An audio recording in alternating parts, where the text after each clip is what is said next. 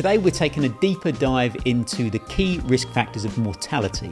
Basically, what are the main health measurements to see if we're at risk of dying sooner rather than, hopefully, very much later. Understanding and knowing our numbers can help us be proactive in making healthier choices before we have, at best, a big life-changing event, or at very worst, a life-ending one. So let's explore each factor in a little bit more detail, shall we? Let's start with dysfunctional lipoprotein status. When we talk about LDL and HDL cholesterol, the balance between these two is crucial. The LDL to HDL ratio, and more specifically the ApoB to ApoA ratio, can give us a clearer picture of our heart health risks. HDL, the good cholesterol, helps in removing LDL from the bloodstream. Another concern is the oxidized form of LDL, the small dense lipoprotein particles. These can be particularly harmful as they're more likely to stick to the artery walls and contribute to artery clogging. Next up is insulin levels and resistance. This is the big one in our modern diet, being so heavy on sugars and processed foods.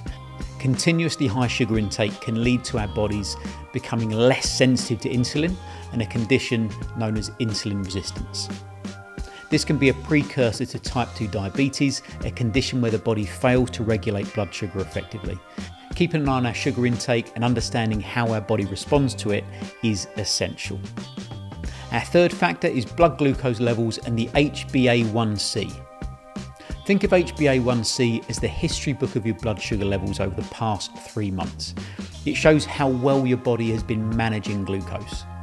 Elevated levels of HbA1c indicate that our blood sugar has been consistently high, which could then lead to various health complications like nerve damage, kidney issues, and a lot more.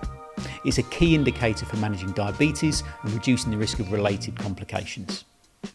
Now we're going to talk about high blood pressure, often linked to atherosclerosis, where plaque builds up inside our arteries. High blood pressure can strain our heart and arteries, leading to serious health issues like heart attacks and strokes. It's often called the silent killer because many people don't have noticeable symptoms. Regular monitoring and lifestyle changes like diet and exercise can help to manage that risk.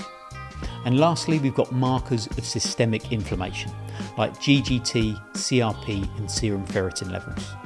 These biomarkers can indicate inflammation in the body, which is a natural response to injury or infection.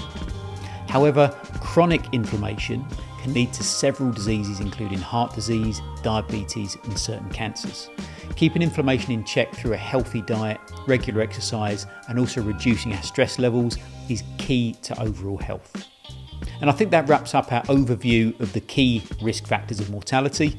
But remember, being informed about these factors is a huge step in taking active control of our health. So don't be passive and leave it in someone else's hands. We're going to run a series of episodes talking through each of these risk factors in more detail with respect to questions that have been asked by both our online members and the clients that we see in person as well. We think that using that case-based approach makes them a bit more relatable and can be framed in a way that will hopefully answer your questions and to help you make progress in your own health journey as well. I'll put a link in the description to a free PDF which details the 10 most important types of blood tests, what's measured in each of them and why it might be ordered. That way you can have a really informed discussion with your clinician about which type of blood test might be best for you. You can scroll back through our back catalogue of podcast episodes. You can visit our YouTube channel. And if you're interested in becoming one of our online members, I'll put a link in the description and show notes for you. And we'll get the link sent over for you to become one of our wonderful members. But thanks for tuning in. We hope that you enjoyed the show and we'll see you in the next episode. So see you then. Bye-bye.